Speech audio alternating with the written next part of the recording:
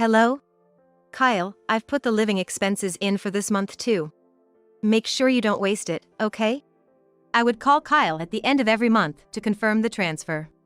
Being a boy, I thought he might find it annoying if I contacted him too often. But still, I wanted to hear his cheerful voice at least once a month. Thanks for the $15 allowance every month. I've been eating ramen noodle every day. What? I've been transferring $1,500 to you every month. What? We both were puzzled by what the other had said. According to the bank statement I had in my hand, I had indeed transferred $1,500 to Kyle's account as usual.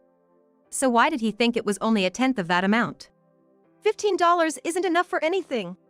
But Mom, isn't your company going through tough times right now? What are you talking about? This year we're doing better than ever. I've even been thinking about increasing the amount I send you. At my words, Kyle let out a surprised huh? Who had told Kyle that my company was in jeopardy? As I pressed him to find out where he heard such a thing, I could feel my temper rising. Kyle, I'll definitely take care of it, don't worry. I hung up the phone, planning to head to Kyle's place. I was going to pick him up and then go to the police. I was sure the culprit was that guy. I won't forgive him. My name is Monica. I'm a 49-year-old single mother. I divorced my husband when I was pregnant. Since then, I've been raising Kyle on my own with just a woman's hand. Fortunately, my family's business allowed me to work and study hard to take over. Thanks to that, our lives were stable, and Kyle never had to suffer just because he had one parent. Kyle has always been a very serious child. Although a bit absent-minded at times, his grades have always been at the top. When my father fell ill during Kyle's elementary school days, it motivated him to study hard with the goal of becoming a doctor. He succeeded brilliantly, entering a prestigious university's medical school at the top of his class. I had planned to fully support his university expenses, but Kyle worked hard enough to earn a tuition waiver, which was a financial relief. I was so proud to have raised a son who worked hard and achieved results. The university was about a 2-hour train ride from our home, and since it would be too much for him to commute and study, I decided to use the money saved from the tuition to let him live near the university. Fortunately, there was a student dormitory available, so we signed the contract. It was inhabited by students from various universities, and Kyle was looking forward to moving in. The dormitory had a rule that even parents couldn't enter. And the moving was assisted by other residents as a way to build community. The manager told us not to worry about it. I felt a bit sad not being able to see his room, but I thought it was part of becoming independent and accepted it. For a few days after he started living on his own, Kyle contacted me regularly. However, after about a week, his messages became less frequent, and after a month, I hardly received any replies.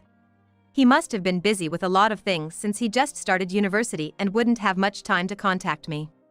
No news is good news, they say, so I assumed he would get in touch if something came up. With that in mind, I decided to wait and see. It was about a week before the summer break when Kyle finally got in touch. He talked excitedly about how much he enjoyed his classes, that he started a part-time job, and that he was busy every day, and that he planned to come home for the summer holidays. Hearing Kyle's lively voice, I let out a sigh of relief. And Kyle asked if he could bring a friend along when he came home for the holidays. Apparently, the boy from the same dormitory had no one at home during the holidays and planned to stay by himself, so Kyle invited him to come over. Considering Kyle has always been a bit shy, it must mean they really hit it off for him to invite someone over. I agreed without hesitation. Hello. When I saw the friend Kyle brought home for the holidays, I was speechless. I had assumed he would look as reserved as Kyle. However, standing at the front door was a boy with blonde hair and several piercings in both ears. Welcome. Ah, are you Kyle's mom? You're so pretty. You must be popular. Well, maybe? Ignoring my discomfort, the friend, David, made himself at home and sat down on the living room sofa. I wanted to say something about his presumptuous attitude, but I held back because he was a friend of Kyle's after all. During his 3-day stay, David was bossing Kyle around with this and that. It made me anxious, but Kyle didn't seem to mind too much. Hey, Kyle. Let's hit up the arcade. There's no arcade around here. That's lame. If he was bored, he could just go home. Over these 3 days, I grew to dislike David quite a bit. Because he was always clinging to Kyle, I couldn't get any time with my son. He was disrupting our precious family time, and frankly, I wished he would just go home. In the end, David didn't just stay for 3 days, he stayed until Kyle left, and I didn't get any time with Kyle at all. After they returned to the dormitory, Kyle's calls became sporadic. Still, I received a thank you for the money and a brief update on his life once a month, so I believed he would be alright since he was almost an adult. But come fall, I got a call from Kyle mid-month, which was unusual. Sorry, I've been a bit busy and can't work my part-time job. I can't make rent, could you send me some money? Is it because of exams?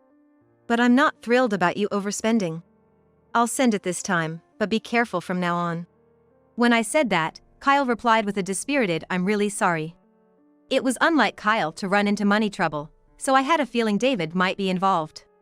Hey, is there something you're struggling with right now? I'm fine. Thanks for everything. Don't overdo it, alright? Got it. Kyle's lack of energy in his voice concerned me, but I thought he must be feeling down because it was the first time he had money problems. Then, at the end of the next month, I called Kyle. Hello? Kyle, I've put this month's living expenses into your account. Don't waste it, okay? I always called him at the end of the month to confirm the transfer. I figured calling a young man too often might be annoying. But I still wanted to hear his cheerful voice at least once a month. Thanks for the $15 each month. I'm eating ramen noodle every day. What? I've been transferring $15,000 every month. Huh? We both were puzzled by what the other had said. According to my bank book, I had been transferring the usual $15,000 into Kyle's account. So why did he think he was only receiving 1/10 of that? $15 isn't enough for anything. But, Mom, isn't your company having a tough time? What are you talking about? This year's been our best yet. I was actually thinking of increasing the amount I send you.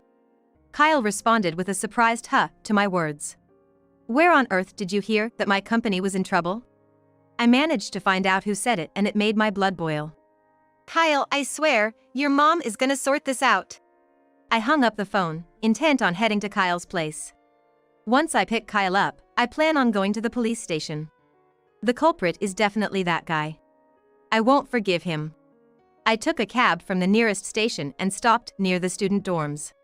Then I called Kyle and told him to sneak out. Make sure no one sees you, okay? Why? Just do it. Kyle seemed unconvinced, but he kept his promise and snuck out of the dorm. As he turned the corner and approached the car, I nearly screamed. Mom, it's been a while. Kyle? What happened to you, to your body? He was healthy when I saw him in the summer, but now in front of me was my son, looking nothing but skin and bones. What on earth had happened? I asked Kyle cautiously. Kyle, you've lost so much weight. What happened? At first, Kyle said it was nothing, but gradually he began to explain his current situation. Mom, after I returned from visiting home, you sent me a new bank book for a new account, remember? Since then, the allowance you've been sending has been cut to $15, right? I was really struggling, but I heard from David when I was home that you were talking about folding the company, so I thought life must be tough. I was stunned to hear this. I have no memory of discussing such things with Kyle while he was home. The company has been achieving its best performance this year. I have no intention of folding it. There was something else in Kyle's story that bothered me. Hey, what new account are you talking about? Huh? That's right, I've never created a new account since Kyle was born. Moreover, I've been depositing $1,500 into the same account every month. A horrible feeling came over me. Kyle, let's go to the police. The police? Why? Because someone might be stealing the money I've been sending to you. When I said this, Kyle's eyes widened in disbelief. But then, as if he realized something, he began to think. Could it be? Kyle's suspicions were probably correct. Thinking of how Kyle has been hurt made my heart ache. But the person responsible for this needs to be held accountable. Driver, please take us to the nearest police station. Upon my request, the cab started moving. The taxi driver, having overheard our conversation, kindly took us to the biggest police station in town. When we arrived at the police station, I supported Kyle as we entered. Kyle used to be so conscientious about his diet and was in such good shape due to sports, but now he seems even lighter than me. As we walked, tears blurred my vision. The young man at the police station listened to both our stories and offered words of comfort first. "You've done well to endure through tough times," he said, and Kyle started crying as if a dam had burst. It turns out we've had similar complaints from this student dorm area lately. Really? According to the police officer, in the last month, there have been about 3 families who have come with complaints similar to ours. And all of them unanimously pointed to a person named David as the culprit. Is the person you're talking about by any chance David? I asked, and the police officer sighed and nodded. Kyle was looking down beside me. He probably suspected it, but really hoped it wasn't true. I put my hand on Kyle's back and looked at the police officer. Is there an ongoing investigation? After a moment of thought, the police officer took Kyle and me to a separate room. He asked us to file a complaint. Of course, I agreed and immediately filled out the complaint form. After submitting it, an officer sat down with us and explained the current status of the investigation. David was like the contact person, getting close to the victims to obtain their account and PIN numbers to withdraw the funds. And it seems that they are currently investigating whether a certain man is the one receiving the stolen money. I stood up in shock when I saw the photo they presented. I know this man. Excuse me. Even the police seemed surprised, their eyes wide as they looked over at us. I took a deep breath to calm my pounding heart. Then I began to talk about the man in the picture. That's John Miller, right? He's my ex-husband and Kyle's father. Wait, my dad? Yes, the man in the photo was John, my former husband. The reason for our divorce was a mix of financial issues and affairs. After the divorce, I lost touch with him and never received child support. I thought it better that Kyle not meet him and be influenced negatively, so I never followed up on John's whereabouts. But I never imagined he'd be involved in a police matter. I felt a chill run through me. Basically, Kyle had been scammed by both an important friend and his biological father. Kyle was so shocked that he just stood there with his mouth open. Actually, we've found out that John and David are father and son as well. What? David had told me before that he was the same age as Kyle. Kyle's dorm does thorough ID checks, so that was probably true. But if that's the case, it means that John had another woman pregnant at the same time as me. I no longer have any feelings for John, and though it's after the fact, it was still a shock. Are you saying David and I are brothers? Kyle seemed unable to comprehend this astonishing revelation. I was at a loss for words in the face of this unexpected fact. So, I'm sorry, but we need a bit of your cooperation. Of course, I won't hesitate to help catch those two. Kyle gave a small nod in agreement with my words. Following the police's instructions, we decided to take the necessary actions. I sneakily returned Kyle to the dorm, and I stayed at a nearby hotel. The next day, I waited for the right moment when David was around and called. Hey, is Kyle doing all right? Claiming that Kyle was busy washing dishes, I deliberately put the call on speakerphone. From this action, I gathered that David must be nearby. I've come into a bit of unexpected money, so I'll transfer it to your account. Make sure to use it wisely. Got it, thanks. Kyle said and hung up the phone. I stopped the voice recorder I had on hand. Then I transferred $10,000 to an account under Kyle's name. The next morning, Kyle checked his online banking and sent the proof to the police. After stopping by a certain place, I went to the dorm with the police. I explained the situation to the dorm manager, who immediately took us to David's room. When I pressed the bell, annoying footsteps approached from inside. Who is it? Wait, what? David opened the door briskly and froze. He didn't understand why Kyle's mother and the police were standing together in a place where outsiders were not allowed. David seemed genuinely clueless. I put on a smile for the confused David. Long time no see, David. I'm Kyle's mom. What do you want with me, Kyle's mom? And you brought the cops. David looked at Kyle beside me and guessed what we were there for. We have a warrant and are going to conduct a search now. I'm really sorry, I have to go out. Can we do this another time? Without skipping a beat in response to the police officer's words, David tried to forcefully shut the door. But the police weren't about to let that happen. Two men managed to open David's apartment door and started their search. Soon after the search began, there were calls from all around, found something. Hearing this, David seemed to slump his shoulders in resignation. Leaving David behind, I and Kyle entered the room. On the table, there were several passbooks and cards, all laid out. Each one was for an account under a different name. Looking at them, my head started to hurt. The cops, with practiced hands, sorted them by name and began snapping photos. How did this get out? Kyle, did you rat me out? I thought you were my best friend. You must have been laughing at me on the inside while I was going through tough times. It's not what it looks like. There's an explanation for all this. David tried to come up with all sorts of excuses to escape blame, but Kyle didn't react at all. Agitated by Kyle's attitude, David looked as if he was about to grab him at any moment. That's when I opened my mouth. Swindling money from your own half-brother, that's just the lowest of the low. Half-brother? Who's related to whom? You and Kyle. Frozen by my words, David stood still. Given that he had limited his targets to students, it seemed certain that he had shared the preliminary investigation information with John. Because of my family's unique business, when John did some digging on Kyle, he would have quickly realized that he's my son. No way! It's true. John Miller is my ex-husband and Kyle's biological father. It seems he was having an affair at the same time though, and that's when you were born. As I said this, David sat down in shock. From the police investigation, I knew that David had a sickly sister. After divorcing me, John immediately married his then-mistress. However, it seems the mistress did not want a boy, so David was neglected and raised haphazardly. As soon as the sister was born, John and the mistress divorced. The sister, being expensive to treat, was taken in by her maternal side, and it seemed David was taken in by John.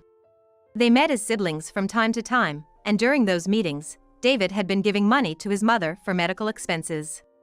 Learning this, I felt the significant presence that the concept of siblings held for David. And it seemed my hunch was correct. I've been exploiting my own siblings. With those final words, David was taken away by the police. I and Kyle just went to the police station and were shown only the parts of the confiscated passbooks that concerned us. It turns out David had been getting people drunk or accompanying them shopping, and when stopping at the ATM, he would take note of the pins. Later, he would visit their rooms and take the passbooks, cards, and even IDs. The reason he had come back home with Kyle during the holiday was to check if my family was wealthy. He would then create new accounts, hand them over to the victims, and whenever money was deposited into their original accounts, he would withdraw everything, only to deposit a little back into the new ones. No wonder I couldn't figure out what I had spent my money on when I updated my passbook. Now it all made sense, and I sighed. It didn't take long for David to name John as an accomplice, and by the next evening, John too had been apprehended. I went to the police and shared everything about John's background with them. A little while later, I went to visit John. Kyle wanted to come, but I asked to go alone this time and had him wait outside. John, whom I hadn't seen in 20 years, had aged, but his attitude of looking down on others was still there. Man, I've really done it this time. Got too carried away, I guess.